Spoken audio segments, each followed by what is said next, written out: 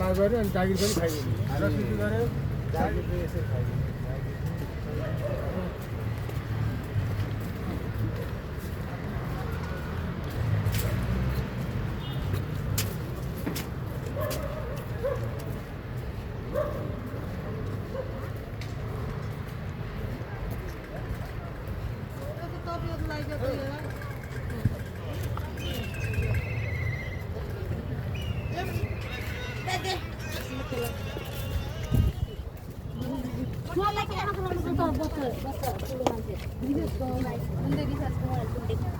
It's like